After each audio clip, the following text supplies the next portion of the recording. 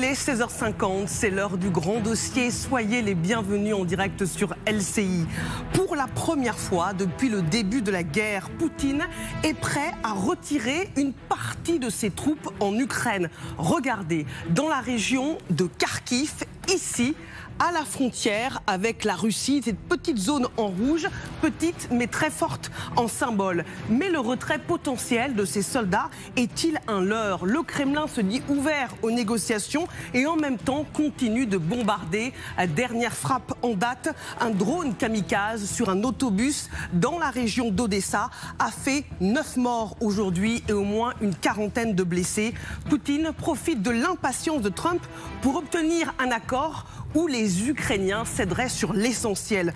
Trump ne laisse plus le choix ni à Kiev ni à Moscou. Russes et Ukrainiens devront chacun céder une partie des territoires qu'ils contrôlent actuellement. Sinon, les Américains devront se retirer du processus, prévient J.D. Vance.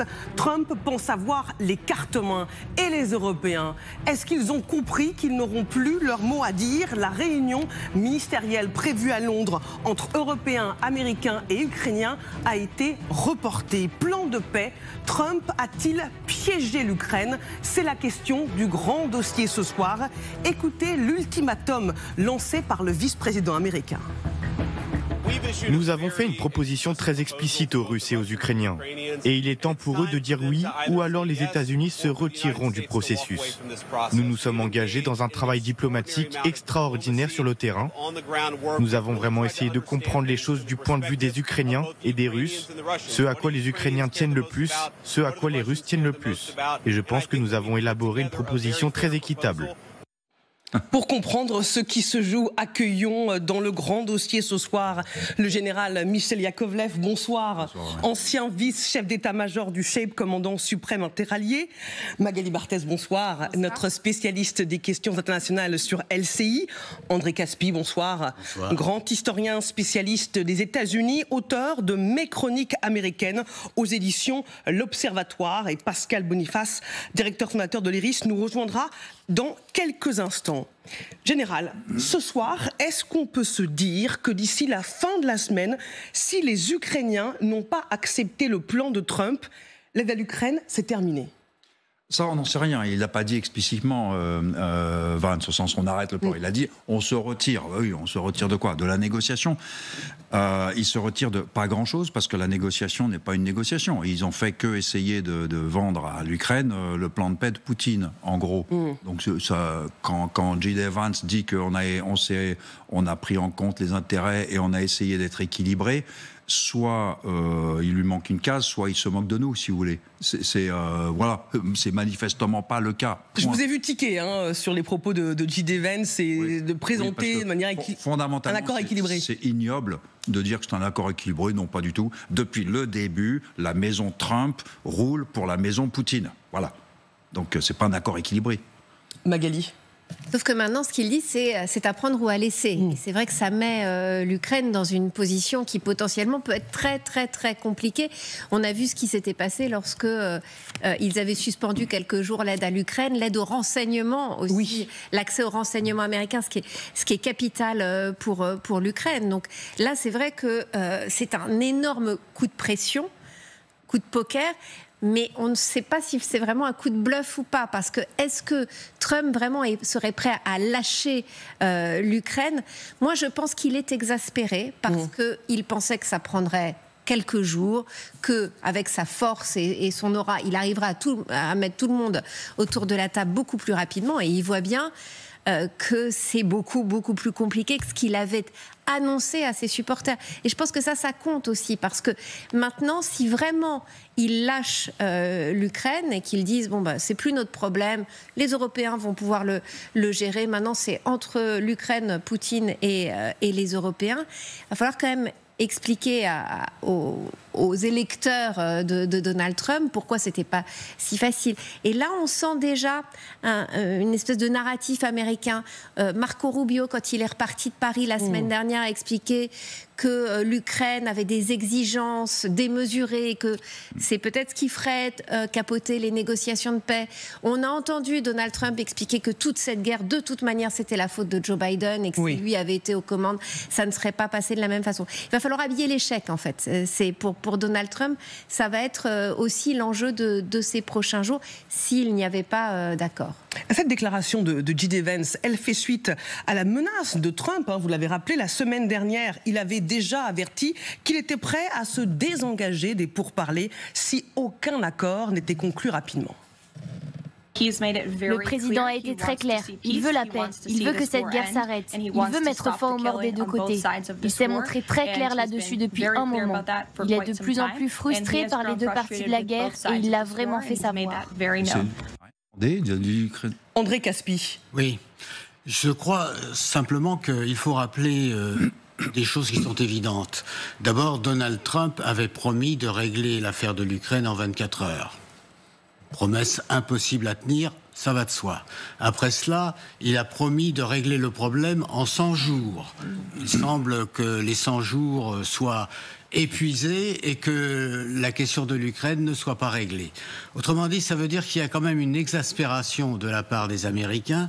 Et j'ajouterai peut-être un point qui n'a pas été soulevé, c'est de savoir que l'opinion publique américaine n'est pas spécialement favorable à l'Ukraine. D'ailleurs, il y a eu beaucoup de difficultés au Congrès pour voter l'aide à l'Ukraine. Ça veut dire qu'au fond, lorsque Donald Trump menace de se retirer des négociations, il n'est pas complètement en dehors de cette évolution que manifeste l'opinion américaine. Et je crois que de ce point de vue-là, c'est aussi une façon de faire pression sur les Ukrainiens que de dire si vous n'acceptez pas les conditions que je vous propose, à ce moment-là, je ne vous aide plus. Et vous avez justement rappelé que l'aide américaine est primordiale, c'est-à-dire qu'aujourd'hui, cette aide américaine représente, si je ne me trompe, 115 milliards de dollars, c'est-à-dire c'est presque autant que l'ensemble de l'Union européenne. Mais dans l'Union européenne, il y a évidemment des divergences suivant les pays. Bon, ça veut donc dire que c'est une aide importante, et sans cette aide importante, l'Ukraine ne peut pas continuer. Par conséquent, c'est un véritable ultimatum que Washington a adressé à Kiev. On poursuit ce débat en faisant un détour par les États-Unis pour retrouver notre correspondante Justine Jankowski. Bonsoir Justine. Pourquoi Donald Trump est-il prêt à se retirer si vite des négociations de paix? Si vite.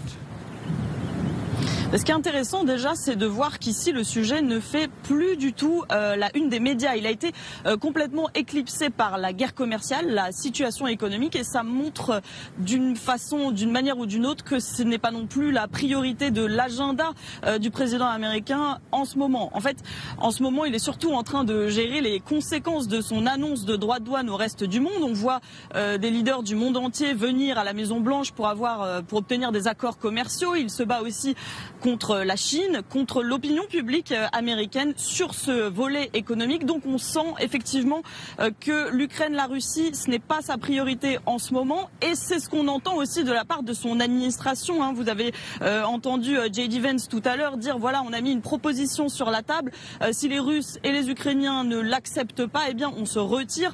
En fait, l'impression qu'on a, c'est qu'au début de son mandat, Donald Trump voulait une résolution rapide et spectaculaire. Il est en train de constater que finalement, c'est plus compliqué que ça, et donc il menace de se retirer. Ça peut aussi être une stratégie de sa part pour faire réagir des deux côtés, ukrainiens ou russes. Merci beaucoup Justine Jankowski, en direct de Washington avec Alexandra Poupon, notre correspondante en direct des États-Unis. Pascal Boniface nous a rejoint. Vous êtes directeur fondateur de l'IRIS, co-auteur avec Hubert Védrine de l'Atlas des crises et des conflits aux éditions Armand Collin. Merci d'être avec nous dans le grand dossier. Comment vous interprétez l'ultimatum de J.D. Vance? Est-ce que ce mercredi, c'est le jour où les Américains sont en train de lâcher l'Ukraine? Alors, ils l'ont lâché depuis longtemps, en réalité. Ils l'ont lâché déjà dans le bureau ovale à la Maison-Blanche, où Zelensky s'est fait humilier sous les caméras du monde entier et qu'il en est ressorti quand même légitimement très secoué. Et donc, on sait depuis longtemps qu'il n'y a pas un tropisme pro-ukrainien à la Maison-Blanche, c'est le moins que l'on puisse dire. Mais effectivement, là, le sentiment qui est le message qui est envoyé, c'est écoutez, on a essayé de trouver un accord. Si vous n'êtes pas capable de le faire, c'est pas notre faute, c'est votre responsabilité, et donc débrouillez-vous. Sachant quand même que les protagonistes sont dans une situation d'inégalité entre la Russie et l'Ukraine, et que quand il y a cette situation d'inégalité, il est difficile de trouver un accord entre les protagonistes. Et donc, en fait, les États-Unis semblent se laver les mains, tout simplement parce que Donald Trump estime, et il a sans doute raison, et André Caspi vient de le rappeler, que ce n'est pas un enjeu électoral. C'est-à-dire que il n'y aura pas des manifestations dans les rues des villes américaines pour réclamer le renouvellement de l'aide américaine à l'Ukraine, bien au contraire. Et donc, en fait, ce qui l'intéresse, ce n'est pas tellement l'image des États-Unis dans le monde, ce n'est pas son souci. Ce qui l'intéresse, c'est son image auprès des Américains. Et il sait que sur le dossier ukrainien, il ne sera pas condamné pour abandonner l'Ukraine et que même certains le soutiendront dans cette politique. Mais dans ce cas, Pascal Boniface, pourquoi s'était-il engagé avec cette formule de campagne je réglerai le conflit en Ukraine en 24 heures ? Pour montrer que Biden était un incapable et que cette guerre est due à Biden, s'il l'a martelé, si lui avait été réélu en 2020, jamais cette guerre n'aurait existé, il l'a dit plusieurs fois, et donc il voulait montrer que lui réussirait, mais enfin il fait souvent des coups de bluff comme ça, souvent ça ne marche pas, mais il se moque de la réalité, ce qui compte c'est le message, et donc il s'est dit en fait que s'il menaçait d'abandonner l'Ukraine, les Européens en feraient autant, et l'Ukraine serait obligée de céder surtout. Peut-être qu'il espère aussi que Poutine serait un peu plus compréhensif et éviterait de multiplier ses exigences, et peut-être lui achèterait aussi ce cessez-le-feu rapidement, ce qui n'est pas le cas. Mais donc, il espérait apparaître, même si ça paraît quand même ça paraissait comique, comme le prix Nobel de la paix. Il mettait fin à une guerre qui, selon lui, a été créée par Biden. Il venait effacer les erreurs de Biden. Ça ne marche pas. Eh bien, il se lave les mains de cela et il passe à d'autres dossiers. Et le moins que l'on puisse dire, s'il y a quand même on peut vous rappeler l'image de l'apprenti sorcier, il a de nombreuses assiettes à faire tourner. Et il n'y a pas que l'assiette ukrainienne. Donc, il va s'occuper des autres assiettes qu'il a, par sa brusquerie, commencé à faire tourner, qu'il ne maîtrise plus, de la guerre commerciale à ce qui se passe au Proche-Orient et de l'affrontement avec la Chine. On aime beaucoup la métaphore avec les assiettes, ça c'est une référence à Fantasia. Vous restez avec nous, Pascal Boniface. Regardons ensemble cette déclaration du secrétaire d'État Marco Rubio qui va dans le sens de ce que vous disiez, André Caspi. Cette guerre n'a pas de fin militaire, soyons francs. La Russie ne va pas simplement écraser l'Ukraine et s'emparer de tout le pays. Et l'Ukraine ne va pas la repousser jusqu'à son point de départ avant 2014. Oui, mais ce qu'il faut ajouter, c'est que l'Ukraine intéresse malgré tout les Américains, ne serait-ce que par les richesses qu'elle détient ou qu'elle est censée détenir. Donc ça vaut en effet pour les fameuses terres rares dont on parle beaucoup, ça vaut également pour le reste, si vous voulez, du développement de l'Ukraine. Et puis dans l'esprit de Donald Trump, ce n'est pas la guerre qui est importante. Ce qui est important, c'est d'établir un deal, c'est-à-dire d'établir une sorte d'accord. Et cet accord avec Poutine permet éventuellement d'imaginer d'autres accords possibles avec la collaboration de Poutine, par exemple au Moyen-Orient, et peut-être aussi par rapport à la Chine. C'est-à-dire qu'au fond, la perspective de Donald Trump dépasse largement les cadres de l'Ukraine. C'est une perspective mondiale. Alors, elle vaut ce qu'elle vaut. On peut la critiquer. Tout ça, c'est possible, bien entendu. Mais il ne faut pas réduire la politique étrangère des États-Unis aux déclarations de Trump sur l'Ukraine. En tout cas, le compte à rebours semble être lancé. Les Américains ont mis sur la table ce qu'ils appellent leur offre finale, ce que Russes et Ukrainiens obtiendraient chacun de leur côté. Jordan Olivier, vous nous avez rejoint. Bonsoir Jordan. Expliquez-nous en quoi consiste ce plan, cette offre finale. Ce qui est intéressant d'abord, c'est que ce plan a été élaboré juste après la rencontre entre Steve Witkoff et Vladimir Poutine. C'était le 11 avril dernier à Saint-Pétersbourg. On voit là les images. Steve Witkoff évidemment l'émissaire privilégié de Donald Trump, et les détails de ce plan ont été révélés ce matin donc, par le site américain Axios, qui s'est procuré le document présenté aux responsables ukrainiens lors de la dernière rencontre avec les dignitaires ukrainiens. C'était donc la semaine dernière à Paris. Et on décrit cela comme l'offre finale de Donald Trump. On apprend que cette proposition nécessiterait d'ailleurs de grosses concessions côté ukrainien. On va les découvrir ensemble d'ailleurs, notamment la reconnaissance par les Américains du contrôle russe en Crimée, mais aussi la reconnaissance de l'occupation par la Russie de la quasi-totalité de l'oblast de Louhansk et des parties occupées, notamment Donetsk, Kherson et Zaporijia. Autre point assez intéressant, la promesse de l'Ukraine de ne pas adhérer à l'OTAN. Voilà ce que réclament les Russes. Le texte est un petit peu plus flou concernant une potentielle adhésion à l'Union européenne. Et puis, d'un point de vue plus économique, la levée des sanctions imposées à la Russie depuis 2014. Voilà ce que réclame le Kremlin, ainsi qu'une coopération économique renforcée entre Russes et Américains. Jordan, qu'obtiendraient les Ukrainiens cette fois en échange? Alors, vous allez le voir, le bénéfice est un petit peu plus mince et c'est beaucoup plus flou. Vous le voyez, une garantie notamment de sécurité solide, impliquant notamment des pays européens, mais pas seulement. Le document reste assez vague, notamment concernant les modalités de cette protection et surtout sur une éventuelle participation américaine. On parle également d'un retour d'une partie de la région de Kharkiv, le passage également sans entrave du fleuve Dniepr qui longe, vous le savez, la ligne de front dans certaines parties du sud de l'Ukraine, et puis sur un plan plus pécunier, on va l'appeler comme ça, des indemnisations et des aides pour la reconstruction. Alors, le document ne fait pas état de quel pays devra mettre la main à la poche pour justement participer à ces aides. Et puis également, autre point important, l'exploitation de la centrale de Zaporijia par les États-Unis, même si cette installation sera considérée toujours comme un territoire ukrainien. D'ailleurs, Vladimir Poutine aurait proposé de suspendre l'invasion russe le long des lignes de front actuelles, selon le Financial Times, information du Financial Times. Mais ce ne serait pas suffisant selon les Ukrainiens qui estiment cet accord fortement biaisé et largement en faveur de la Russie. Merci beaucoup, Jordan, pour ces explications, ces détails sur l'offre finale proposée par Donald Trump. Et j'ajoute, selon certains médias, que si l'Ukraine n'accepte pas les propositions américaines maintenant, Kiev pourrait recevoir des conditions plus dures de la part de Poutine. C'est ce qu'aurait dit Marco Rubio. Mais là, pardon, général Yakovlev, ça semble vraiment un piège. Si vous ne voulez pas accepter ce plan qui est déjà très favorable à Poutine, ce sera encore pire. Oui, et le piège, vous voyez, vous le dites très bien, le piège américain, c'est depuis le début, avant même que Trump arrive aux affaires, c'est il sait qu'il ne va pas s'en sortir, donc il va faire porter le chapeau sur les Ukrainiens. Et puis c'est tout. Donc là, le but est d'avoir un accord tellement déséquilibré, tellement nul, tellement pas favorable à une paix, à une fin des hostilités durables, qui pourra dire après que les Ukrainiens seront obligés de refuser. Et Trump, depuis le début, il est dans cette petite musique de « c'est la faute aux Ukrainiens ». Parce qu'à aucun moment, il ne lui est venu à l'esprit que peut-être que si les Russes arrêtaient de lancer des bombes et des missiles et des attaques et tout, que peut-être que le front serait beaucoup plus calme. Donc à aucun moment, la ligne du parti à Washington n'a été de mettre la pression sur Poutine. Donc on peut détricoter chacun de ces points. Il cherche à...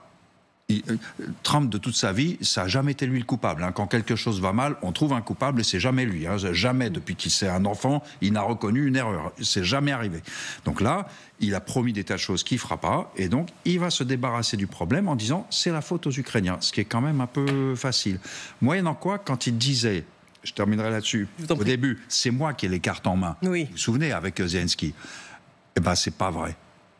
C'est pas vrai qu'il a les cartes en main. Parce que si jamais il dit « Ok, j'arrête. Ok, vous êtes pas mis d'accord, c'est la faute à l'Ukraine, etc., etc. Mais puisque c'est comme ça, on s'en lave les mains et débrouillez-vous. » Ça veut dire qu'il arrête de jouer. Ça veut dire... Et il n'a pas toutes les cartes en main. Oui, il a des cartes très fortes sur l'Ukraine, mais il n'a pas toutes les cartes. C'est pas vrai. Et ce jour-là... Mais l'aide militaire, si demain il arrête l'aide militaire... D'abord, il n'y a pas que ça. Il n'y a pas que ça dans la résistance ukrainienne. Il y a ensuite les sanctions. Les Européens ne sont pas obligés d'arrêter les sanctions. Ils peuvent même faire des sanctions secondaires aux Américains, ce qui serait très sympathique. Donc vider de leur degré de liberté les Américains. Donc il y a moyen de résister à Trump. Et ce jour-là, Poutine dira « Je croyais que tu allais m'apporter un deal, là. Je croyais que tu allais me livrer, avec la corde au cou, que tu allais me livrer Zelensky, et tu n'y es pas arrivé. Pourquoi je te parle alors ?» On va y revenir sur la capacité de résistance des Européens. Mais je voudrais, Magali, qu'on revienne sur cette phrase de Marco Rubio qui dit « Si l'Ukraine n'accepte pas les propositions américaines, Kiev pourrait recevoir des conditions plus dures de la part de Poutine ». Mais comment ça? Ça veut dire que c'est Poutine qui décide, que Marco Rubio est la courroie de transmission du Kremlin? Non, mais ça veut dire que les Américains pensent qu'il vaut mieux arrêter la guerre sur les lignes actuelles et que demain... c'est ce qu'on lit quand même entre les lignes, quand on regarde cette déclaration de Marco Rubio, que la Russie pourrait aller plus loin, donc que l'Ukraine a tout intérêt à arrêter maintenant. Ce qui est intéressant, c'est que Marco Rubio, il n'était pas sur la ligne de Donald Trump complètement au départ. Il voulait être plus dur vis-à-vis de la Russie. Puis on voit bien ce mouvement de balancier qu'il y a eu dans l'équipe de Donald Trump, où finalement c'est la ligne J.D. Vance, ligne Witkoff, très, très favorable à un accord avec la Russie, quoi qu'il en coûte, qui a pris le dessus. Et depuis, on a un Marco Rubio qui a changé son braquet pour s'adapter à la nouvelle donne à l'intérieur de cette administration Trump, et qui est pourtant normalement celui qui aurait quand même plus l'oreille de l'Ukraine. Et aujourd'hui, il dit, en fait, c'est ça où demain, on vous lâche complètement. Et à ce moment-là, que se passe-t-il si effectivement, il n'y a plus d'aide, plus de renseignements américains? Est-ce que les Russes peuvent pousser encore davantage? En fait, c'est ça le coup de... Oui, mais c'est le coup de pression qu'ils font sur l'Ukraine en disant vous avez tout intérêt à signer maintenant parce que demain, vous ne savez pas de quoi demain peut être fait et ça peut être encore pire. C'est quand même aussi ça le coup de pression des Américains ce soir. On va poursuivre ce grand dossier dans un instant. Nous verrons avec le général Yakovlev, carte à l'appui, où se trouverait précisément cette ligne de front figée, acceptée potentiellement par Poutine, et la zone de retrait de ses troupes, et ce que concrètement l'Ukraine accepterait d'abandonner. À tout de suite dans le grand dossier.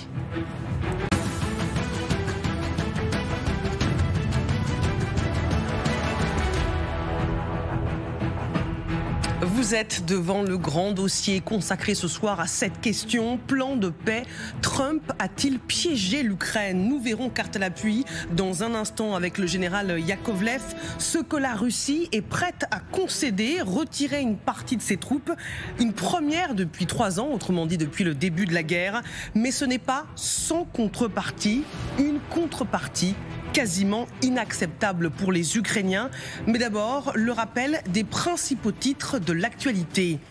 À la une, ils sont venus dire adieu au pape François. Des dizaines de fidèles affluent à la basilique Saint-Pierre depuis ce matin et pendant 3 jours. La dépouille du souverain pontife est exposée au public. Le cercueil sera fermé vendredi soir à 20h et les funérailles auront lieu samedi matin sur la place Saint-Pierre. Ce rebondissement dans l'affaire Betaram avec le témoignage de la fille de François Bayrou qui rompt le silence pour la première fois sur les violences qu'elle a elle-même subies. Longtemps scolarisée à Betaram, la fille aînée de François Bayrou raconte avoir elle été aussi victime de violences physiques lors d'un camp d'été. Elle explique avoir été rouée de coups de poing sur tout le corps. François Bayrou a réagi il y a quelques instants. En tant que père de famille, ça me poignarde le cœur. Même si c'est une affaire très ancienne, puisqu'il y a, je sais pas, 35 ans, quelque chose comme ça, mais que on ne l'ait pas su et que des dérives de cet ordre aient eu lieu, pour moi, c'est presque insupportable. Voilà pour l'essentiel de l'actualité. Revenons au grand dossier plan de paix. Trump a-t-il piégé l'Ukraine? C'est la question que l'on se pose ce soir et que l'on pose à nos invités. Le général Michel Yakovlev est avec nous, Magali Barthès, André Caspi et Pascal Boniface est toujours connecté avec nous. Les Américains estime qu'il faut geler la ligne de front actuelle comme base de répartition des territoires. Écoutons J.D. Vance. Ce que je dis, c'est que c'est sur la ligne actuelle ou quelque part à proximité de celle-ci que vous allez tracer les nouvelles lignes du conflit. Bien entendu, cela signifie que les Ukrainiens et les Russes vont devoir céder une partie du territoire qu'ils possèdent actuellement. Il va falloir procéder à des échanges de territoires. Je ne peux donc pas vous dire quelles seront les lignes exactes, mais nous voulons que les massacres cessent. Et la seule façon de faire cesser les massacres est que tout le monde dépose les armes. On gèle la situation et on s'emploie à construire une meilleure Russie et une meilleure Ukraine. Il faut le dire à Poutine, nous dit le général Yakovlev, qui va me suivre, car on va voir avec vous, carte à l'appui, ce que représente ce plan de paix proposé par les Américains. Alors on a une première carte sur l'état des lieux. Alors en rouge, c'est la ligne de front actuelle que les Américains souhaiteraient figer comme plan de départ aux négociations. Alors vous avez en rose les territoires occupés par la Russie depuis le début de la guerre en Ukraine qui a démarré il y a 3 ans. En orange, on vous a mis les territoires qui sont occupés depuis 2014 grâce aux séparatistes russes et les Ukrainiens qui occupent désormais, alors c'est tout en haut, c'est cerclé dans la région de Koursk, les Ukrainiens depuis leur offensive du mois d'août dernier, occupent moins de 50 km² du territoire russe dans la région de Koursk. Il faut rappeler que quand ils ont lancé l'offensive, ils avaient réussi à conquérir plus de 1000 km² en territoire russe. Allons sur la deuxième carte. On voit bien donc la ligne de front. Elle est figée en rouge. Alors regardez bien parce qu'on a délimité les 4 oblasts que Poutine a annexés illégalement. Vous voyez qu'en gris, c'est la partie toujours détenue par les Ukrainiens et en rose, c'est la partie détenue par les Russes. Ce que Trump propose, c'est que dans chaque oblast, les Russes gardent la partie qu'ils ont occupée et que les Ukrainiens gardent la leur. Ce qui nous donne pour Louhansk des Russes qui détiennent à 99% cette oblast, pour Donetsk 66%, pour Zaporijjia 73% et 72% pour Kherson. La Crimée, c'est 100% depuis 2014. Ça voudrait dire aussi que les Ukrainiens pourraient garder leur bout de terrain en territoire russe. Et on regarde avec vous, Général, la troisième carte, très importante, parce que dans ce plan, évidemment, ce qui est aussi figé, c'est le Dniepr, ce fleuve stratégique dont le passage serait gardé par les Ukrainiens et la ligne de front serait figée. Donc ça veut dire que la partie du fleuve qui est près de la ligne du front, elle serait gardée par les Ukrainiens. Et la question, c'est ces troupes qui pourraient garantir la sécurité des territoires occupés par les Ukrainiens. Eh bien, où elles seraient, Général ? Oui, alors, c'est pas tout à fait la lecture que j'en ai. Il y a un item de leur soi-disant accord qui est la liberté de circulation, de navigation sur le Dniepr. C'est-à-dire que cette partie-là du Dniepr est la ligne de front. C'est-à-dire que les Ukrainiens sont sur une rive et les Russes sont sur l'autre rive. Or, le Dniepr est très important pour les exportations ukrainiennes. C'est un fleuve large. Et donc, avec des bateaux, assez gros bateaux. Donc, l'idée, c'est que, au moins que les Russes ne tirent pas sur les bateaux ukrainiens, ou le commerce ukrainien, pas forcément des bateaux ukrainiens, qui emprunteraient le Dniepr. Cette idée-là, c'est un peu la moindre des choses quand vous signez un cessez-le-feu, c'est d'arrêter de tirer sur les bateaux. Vous voyez ? Et qui pourrait garantir la sécurité, justement ? Eh bien, justement, bonne question. La logique voudrait que sur la ligne de front, il y ait une séparation des forces, une zone démilitarisée. C'est le cas en Corée. Et que les deux parties aient des troupes sur leur limite de la zone démilitarisée. Et du coup, mais ça, leur accord ne le dit pas. C'est tellement un accord en bois des îles qu'il n'y a rien dedans, en fait. Mais dedans, théoriquement, il y aurait une proposition du style retrait de 5 km, retrait de 10 km. Du coup, du Dniepr, qui mettrait les bateaux hors de portée des armes à tir direct, par exemple, et donc rétablirait la liberté de circulation. C'est-à-dire que cet accord, il donne tout aux Russes. En gros, il n'y a rien pour les Ukrainiens. En gros, ils font passer pour une concession de Poutine le fait que Poutine ne récupère pas les pourcents qu'il n'a jamais conquis. Et ça serait une concession des Russes. Elle est belle, celle-là. En plus de ça, je vous signale que vous avez emprunté le discours des Russes en parlant des séparatistes russes. Il n'y a pas de séparatistes russes.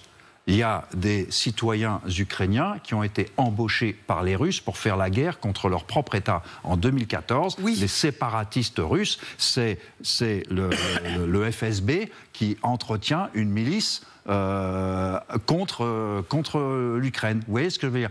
Les Russes font croire qu'il y a des gens, ils étaient agressés, et donc c'est pas vrai. Ce sont des gens qui sont encadrés par des officiers russes, qui sont équipés par l'armée russe, qui ont été entraînés en Russie avant 2014. Hein. Et donc c'était une armée d'invasion. Dire que c'est des séparatistes, non. Vous avez raison qu'il y a eu une opération menée par la Russie, mais il faut dire que les Ukrainiens du Donbass étaient plus prêts à entendre un rapprochement avec la Russie que ceux de Kiev, même en 2014. C'est pas le cas dans les référendums de 1991, où toutes ces oblasts ont voté 86 à 92% pour l'Ukraine. Donc ces gens-là étaient russophones et tout. Ça ne voulait pas dire qu'ils voulaient être dirigés depuis Moscou. Mais c'est un autre sujet. C'est un autre sujet que le Mais vous avez tout à fait raison. Oui. Est-ce qu'il pourrait y avoir donc un échange entre guillemets de territoire ? C'est-à-dire que l'Ukraine accepterait de rendre les zones qu'elle occupe dans la région de Koursk et la Russie accepterait de se retirer de ces territoires dans la région de Kharkiv. Oui, la région ça doit être soumise, ça.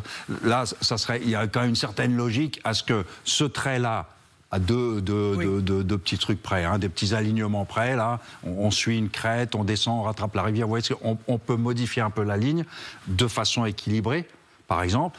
Et ça, on a deux petits bouts de rien du tout, chacun rentre chez lui.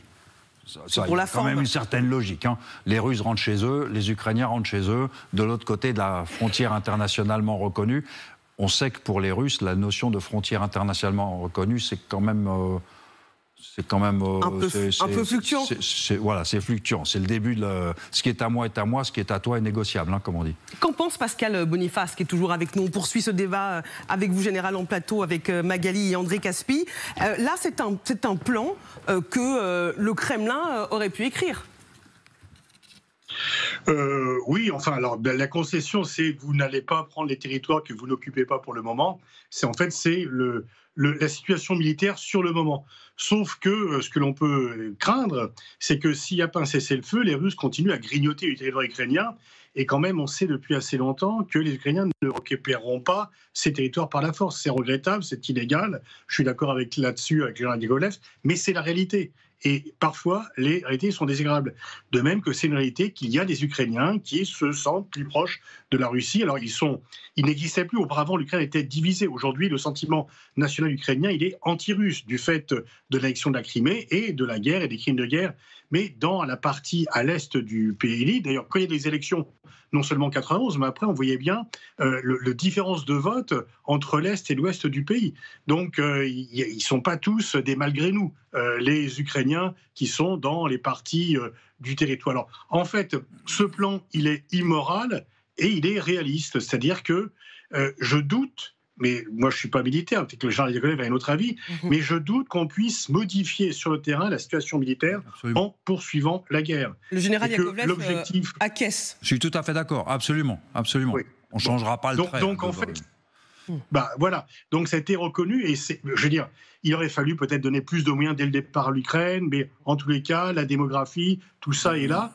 Et donc, par contre, ce qui est vraiment contestable dans le plan de Trump, c'est de reconnaître officiellement l'annexion de ces territoires. Parce que là, je veux dire, lorsque l'URSS a annexé les pays baltes, on ne l'a pas reconnu. et on a laissé ça par la suite. Et donc la reconnaissance des territoires conquis par la force, alors en fait, parce que Trump, lui, se moque du droit international, c'est pas son souci. Il y a deux choses, en fait. Il y a le réalisme de dire, bon, on va arrêter les frais parce qu'on peut continuer la guerre très longtemps, il y aura juste plus d'Ukrainiens morts, plus de destruction en Ukraine, et l'Ukraine ne va pas se développer. Est-ce que l'urgence, c'est pas d'obtenir un cessez-le-feu et que l'Ukraine se développe, mais ne reconnaissons pas les annexions qui restent illégales. Vous savez, la Chine n'a toujours pas reconnu l'annexion de la Crimée. Et donc, ce serait quand même curieux que les États-Unis la reconnaissent. Et donc là, il y a quand même un gros hic dans cela. Et on voit bien, nous les Européens, on ne va pas lâcher sur les sanctions. Les États-Unis peuvent le faire, évidemment, mais il y aura en fait une division du monde occidental par rapport à ce plan de paix, parce qu'il ne sera pas apprécié de la même façon.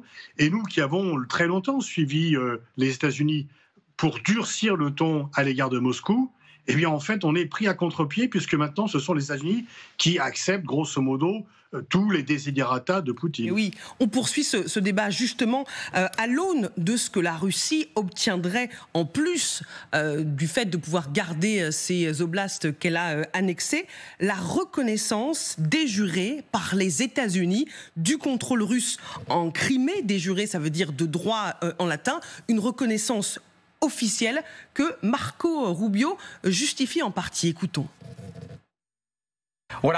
Ce que j'ai à dire à ceux qui sont impliqués dans ce conflit, c'est de comprendre quelle est la position russe. Nous la comprenons mieux maintenant car nous leur parlons, ce qui n'était pas le cas depuis 3 ans. Et comprendre la position ukrainienne. Ces deux positions sont incompatibles. Elles sont aux antipodes. Magali, c'est un plan de paix, entre guillemets, sur mesure pour Poutine ? Alors, il paraît que justement cette proposition de la reconnaissance américaine de la Russie, c'est ce que sort Steve Witkoff après cette dernière rencontre avec Vladimir Poutine. Oui. Il passe 4 heures avec lui à Saint-Pétersbourg et il ressort en disant « Bon, j'ai la solution, voilà ce qu'on va mettre sur la table, une reconnaissance américaine de la Crimée, ça permettrait... » à l'Ukraine, évidemment, de ne pas le reconnaître. Sauf que, de facto, quand vous avez la première puissance mondiale qui reconnaît l'occupation russe et la propriété russe sur la Crimée, évidemment, c'est bafouer le droit international, reconnaître une annexion complètement illégale en 2014. Mais ça, c'est vraiment, manifestement, l'idée de Witkoff. Et quand on entend Marco Rubio, qui, encore une fois, a dû rallier ce positionnement-là au sein de l'administration Trump, en fait, il dit c'est incompatible. Les visions russes et ukrainiennes sont incompatibles sur la Crimée. Et on donne le point aux Russes. Et puis voilà, et c'est terminé. Et on en reste là. Après, la question, c'est que même Volodymyr Zelensky sait que récupérer par la guerre, par la force des territoires annexés, ce n'est pas possible. Sauf que l'idée de Zelensky, c'était un gel, en fait, et par la négociation, par la diplomatie, peut-être un jour à terme, la récupération de ces territoires. Et là, en fait, les Américains lui coupent l'herbe sous le pied et disent non, la Crimée, elle sera russe, et ce sera comme ça. Et ça, c'est vrai que pour la Russie, pour l'Ukraine aujourd'hui, c'est très difficilement acceptable. André Caspi. Je vais faire un peu d'histoire si ça ne vous gêne pas. Mais je vous en prie, vous êtes là pour ça. Merci. La Crimée est un problème international depuis le milieu du 19e siècle. D'ailleurs, lorsque vous vous promenez à Paris, vous empruntez le boulevard de Sébastopol, vous prenez la rue de Crimée. Bref, il y a eu en 1854-1855 une intervention française en Crimée, précisément avec les Anglais, avec les Turcs et avec les Italiens. C'est même là que nous avons remporté la bataille de Sébastopol. Donc, autrement dit, depuis ce temps-là, la Crimée est disputée. Et elle est disputée d'abord par les pays qui entourent la mer Noire, et puis elle est disputée aussi à l'intérieur même du continent. Ce qui veut dire que, au fond, c'est en 1954 que Nikita Khrouchtchev a accordé à l'Ukraine la possibilité de dominer la Crimée. Or, en 1954, c'était l'Empire soviétique. C'est-à-dire qu'au fond, l'Ukraine, c'était un satellite, rien de plus. Autrement dit, depuis cette époque-là, la Crimée est un enjeu. Et c'est un enjeu entre les Ukrainiens et les Russes. Et alors aujourd'hui, bien entendu, il s'agit de savoir ce qu'on va faire de la Crimée. Mais il va de soi que ça n'est pas aussi simple de dire on va libérer la Crimée, libérer de qui, libérer de quoi, libérer quand. J'avoue que toutes ces questions-là ne sont pas faciles à résoudre et qu'en somme, je dirais que nous avons la facilité de tenter de la résolution à l'intérieur du studio de LCI, mais en dehors de LCI, il faut reconnaître que la Crimée pose un problème international depuis très longtemps et qu'on ne peut pas dire d'une manière définitive si elle relève de la Russie ou si elle relève de l'Ukraine. Théoriquement, c'est de l'Ukraine depuis 2014, mais il va de soi que les ambitions russes peuvent aussi avoir une certaine valeur. Mais partons justement sur le terrain du conflit, retrouver nos envoyés spéciaux, Marianne Kotonoff et Éric Josset. Bonsoir Marianne, vous avez entendu évidemment nos échanges, mais vous avez fait de multiples missions en Ukraine, parler avec les soldats, parler avec la population. Il n'est pas question de signer un plan de paix à n'importe quel prix qui donnerait aux Russes la Crimée et pratiquement l'essentiel des oblasts qu'il a annexés. Ici, c'est pas vu comme un plan de paix, c'est vu comme une capitulation pure et simple. Parce que la Crimée, oui, bien sûr, elle est occupée, mais elle ne peut pas être reconnue comme russe. Les gens nous disent que ce soit la société civile, que ce soit les militaires, ce sont des territoires ukrainiens avec dedans des Ukrainiens. Donc que ce soit les oblasts qui sont occupés, que ce soit la Crimée, pour les Ukrainiens, c'est un peu pareil. Et puis surtout, on le sent, cette crainte aussi de dire, mais attendez, de toute façon, si on gèle la ligne de front telle qu'elle est, avec les territoires occupés, qu'est-ce qui va se passer? Il va se passer la même chose qu'en Crimée, c'est-à-dire qu'au bout de X temps, ça peut être quelques mois, ça peut être quelques années, la Russie va dire attendez, nous on les occupe, donc c'est à nous, c'est QFD.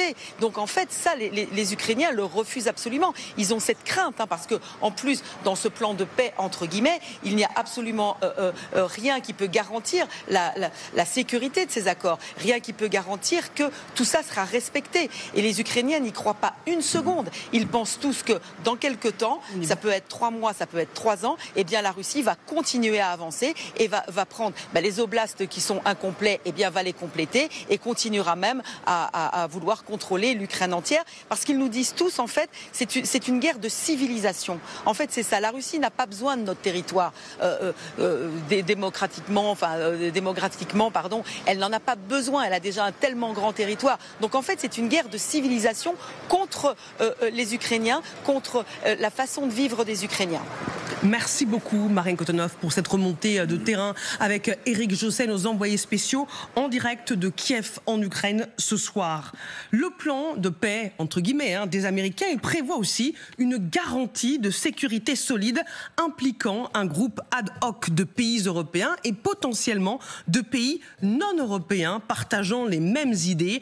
Le document ne mentionne aucune participation américaine. Alors là encore, c'est le grand flou général. De quel pays parle-t-on en ce qui concerne la participation de pays non européens? Et puis, où seraient basées ces troupes? Oui, c'est deux questions très différentes. Alors, et la première question se ramène à ça serait pour faire quoi? Oui. Et ces forces seraient capables de faire quoi? Alors, si c'est une force de garantie, c'est une force capable de combattre en cas de reprise du conflit, et pour le volume des forces, capable de combattre une pénétration russe. Donc c'est pas on prend le front à notre charge, on met 500 000 soldats, ça c'est pas ça du tout. C'est en arrière du front une force de contre-attaque, en gros, capable de faire ça. Donc ça, on sait faire. On a les Européens. En utilisant le cadre OTAN, la doctrine OTAN, si vous voulez, et même sans les Américains, d'accord. Ça, c'est la première possibilité. Et du coup, elle serait où?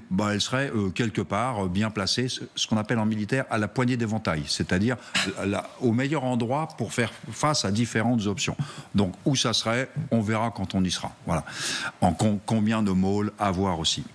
C'était le plan de Keith Kellogg, on le rappelle, avec une zone démilitarisée de 29 km de large. La zone démilitarisée, déjà, là, j'en ai la mâchoire qui tombe jusqu'à la table. Et c'est un général qui dit ça. On a le même grade en plus. Non, une zone démilitarisée face aux Russes, c'est une invitation. C'est marqué barre ouvert. C'est ça ce que ça veut dire. Donc il n'est pas question de démilitariser une zone. La ligne de front sera tenue par des Russes de leur côté, parce que eux tiendront toujours cette ligne, et elle sera tenue de l'autre côté d'une zone démilitarisée par les Ukrainiens, et nous, on aura une force derrière. Donc ça, c'est la première possibilité. La deuxième qu'a agité le ministre des Affaires étrangères italien hier, c'est l'ONU. Et il cite l'exemple de la FINUL au Liban, une force d'interposition, qui du coup serait des casques bleus, les pauvres, échenillés là du coup sur la ligne de front, avec des miradors tous les 2 kilomètres. Ça, je ne sais pas pourquoi il a eu cette idée, mais je pense qu'elle ne s'applique pas dans ce cas-là. Et donc maintenant, sur des pays non européens, oui. Les Australiens ont dit qu'ils seraient d'accord. Les Australiens.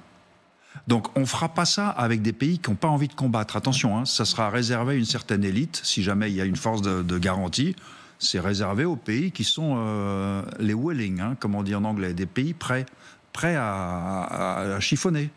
Et ben, il n'y a pas que des Européens là-dedans. Et il n'y a de loin pas tous les Européens, soit dit en passant. Donc, oui. Voilà. Regardez ce que dit la vice-présidente du Conseil de la Fédération de Russie, Valentina Matvienko. La Russie s'oppose toujours au déploiement de forces européennes de maintien de la paix en Ukraine après la guerre et ne participera jamais aux négociations où une telle idée serait évoquée. Ça veut dire niet, Magali ?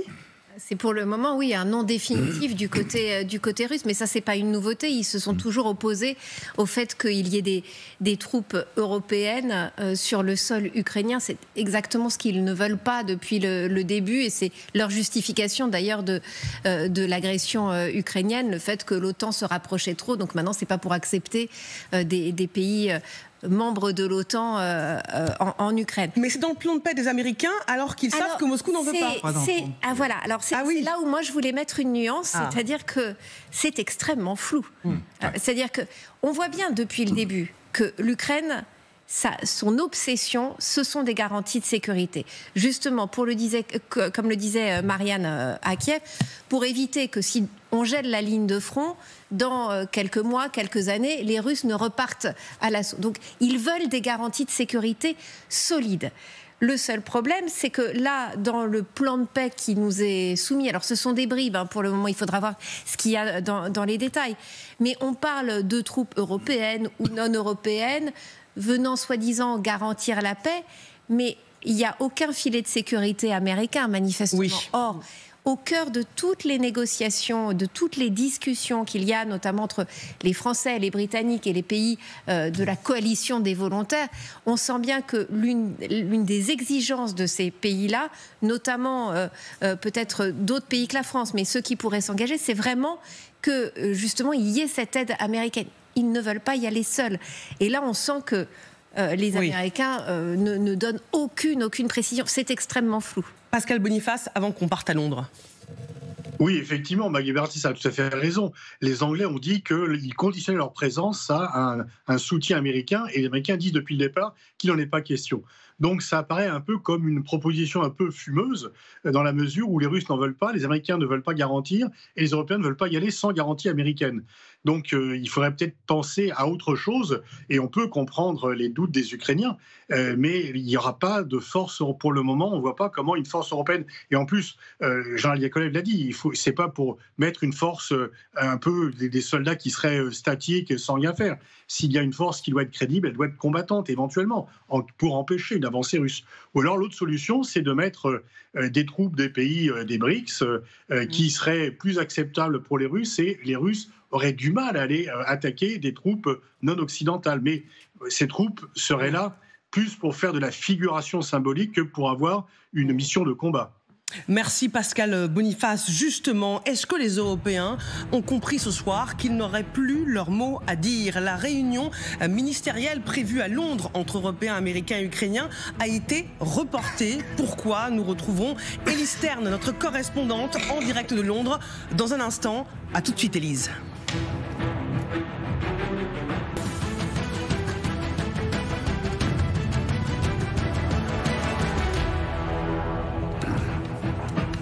Vous êtes au bon endroit sur la 26 devant le grand dossier consacré ce soir à cette question.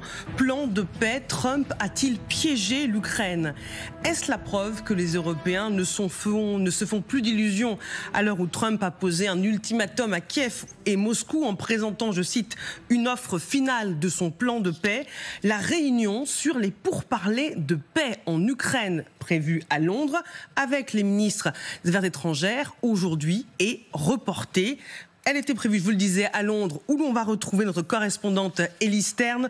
Bonsoir Élise. Alors on sait que les discussions se poursuivent au niveau des conseillers de premier rang, mais l'annulation des discussions au niveau des chefs de diplomatie montre qu'il y a de grandes difficultés à progresser avec les Européens dans la discussion.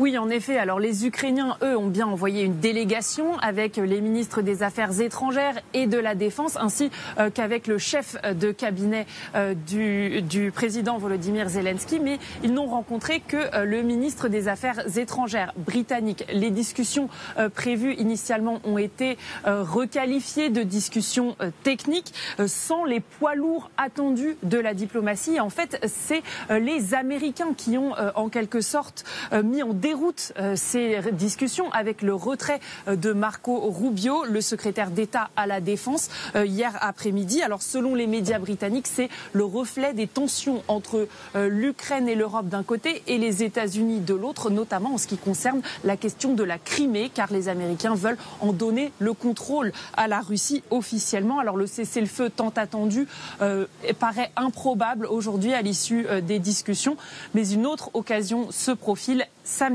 à l'occasion des funérailles du pape. Malgré les circonstances, les dirigeants auront l'occasion d'organiser des réunions bilatérales. Alors Vladimir Poutine ne sera pas présent car il est toujours visé par un mandat d'arrêt international. Mais Volodymyr Zelensky, le président ukrainien, a affirmé qu'il souhaitait parler à Donald Trump en personne. Merci beaucoup Élise Stern pour ces précisions avec Loïsa Lavore en direct de Londres. On rappelle que cette semaine, Steve Witkoff sera de nouveau en Russie pour poursuivre les discussions avec Poutine. On comprend bien que les Américains ont choisi leur camp. Quelle peut être la marge de manœuvre des Européens ce soir ? La marge de manœuvre, elle est pour le moment étroite. Quand on voit que, en effet, la réunion, à partir du moment où Witkoff et Rubio décident, les deux Américains décident de ne pas y aller, à ce moment-là, les Européens détricotent finalement la réunion. Alors, à l'Élysée, on nous explique non, mais elle n'a pas été reportée, elle a été maintenue, mais à un niveau inférieur.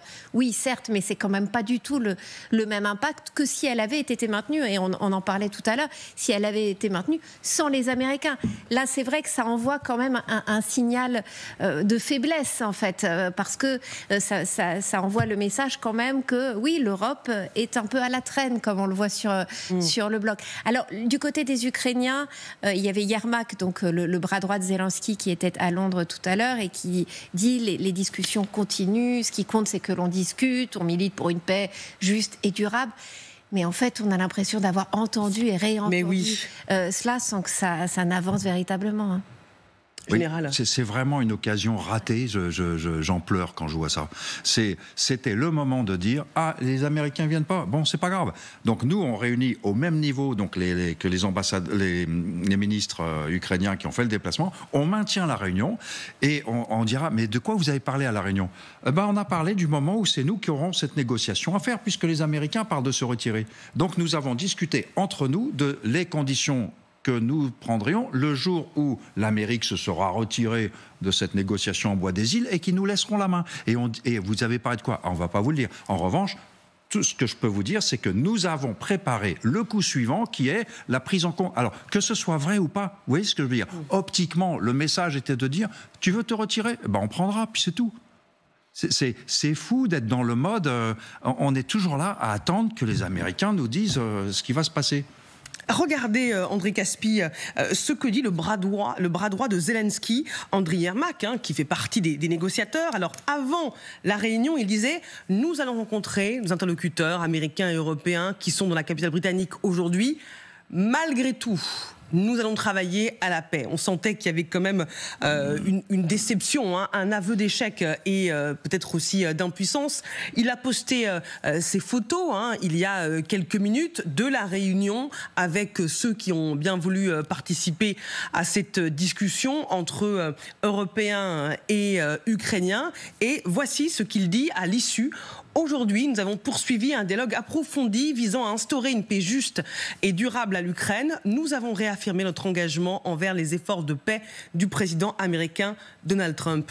André Caspi. Oui, c'est une position qui est en effet difficile à tenir, puisque ça veut dire qu'au fond, Donald Trump a gagné la partie. Oui. Puisqu'il n'est pas là, ou puisque ses principaux représentants sont absents, ça veut dire que la réunion ne peut pas se tenir, on ne peut pas avancer. Donc c'est une manifestation de faiblesse de la part des Européens. Je dirais que c'est regrettable, mais cela montre bien que la décision de Donald Trump de dire ce qu'il a dit correspond à la volonté des États-Unis et pas forcément à la volonté des Européens. Donc c'est une sorte de fossé qui se creuse entre les États-Unis et l'Europe, mais d'un autre côté, c'est un fossé que creusent les Européens eux-mêmes. Est-ce que ce soir, on a montré aux Américains, nous, Européens, qu'on n'était pas capables de prendre le relais? Comme le dit Gérald Yakovlev, on aurait très bien pu dire, on maintient la réunion comme c'était prévu, tant pis si les Américains ne sont pas là. C'est sûr que le message aurait été politiquement bien plus fort et que oui, je suis assez d'accord, c'est une occasion ratée. Surtout que le message quand même de Steve Witkoff, le négociateur en chef de Donald Trump, c'est d'aller à Moscou cette semaine, oui. C'est d'aller voir les Russes. Il n'est pas allé à Londres voir les Ukrainiens, mais il préfère aller pour la 4e fois rencontrer les négociateurs russes et même Vladimir Poutine. Donc c'est un message qui est désastreux pour l'Ukraine et qui acte bien quand même le lâchage des Américains qui se préparent, qui s'annoncent. Et c'est vrai que les Européens vont se retrouver au pied du mur du jour au lendemain et en fait on a l'impression de ne pas être prêts en fait. Comment est-ce qu'on prend la suite des Américains? Comment est-ce qu'on continue ces livraisons d'armes à l'Ukraine? Comment est-ce qu'on pallie le retrait du renseignement américain? Qu'est-ce qu'on propose comme force en effet éventuellement un jour au sol? Est-ce que tout ça est vraiment sur la table? On a l'impression qu'on a beaucoup d'idées, mais on peine tellement à les concrétiser. On sait que Zelensky a rappelé que l'Ukraine demandait un cessez-le-feu immédiat, total, inconditionnel. C'était la proposition présentée par les Américains le 11 mars dernier. Elle était tout à fait raisonnable. Mais pendant ce temps-là, Poutine continue sa campagne de frappe intensive et meurtrière. La nuit dernière, l'armée russe a lancé une nouvelle attaque massive contre l'Ukraine. 134 drones, des frappes ciblées à Kiev, à Kharkiv, à Odessa et dans le sud de l'Ukraine, une attaque contre un autobus qui a fait 9 morts et une quarantaine de blessés. Vous voyez les images qui sont diffusées. C'est peut-être une attaque qui serait une sorte de prélude à une nouvelle offensive russe, général. Une nouvelle offensive, je ne crois pas qu'ils aient les moyens d'une nouvelle offensive. Ils continuent à mettre la pression. Ils démontrent tous les jours que le cessez-le-feu, c'est toute leur discussion, c'est du vent total, c'est de l'enfumage de Trump, ça a marché, il a tout avalé et la guerre continue. Mais c'est pour ça qu'il fallait que les Européens, ils ont vraiment raté une occasion. J'en veux vraiment à nos ministres, très franchement, de ne pas avoir pris l'occasion de dire « Ok, on va discuter entre nous du jour où nous aurons à reprendre cette négociation de la main des Américains ». Et on a raté ce message-là. Et pendant ce temps-là, la guerre continue. Voilà.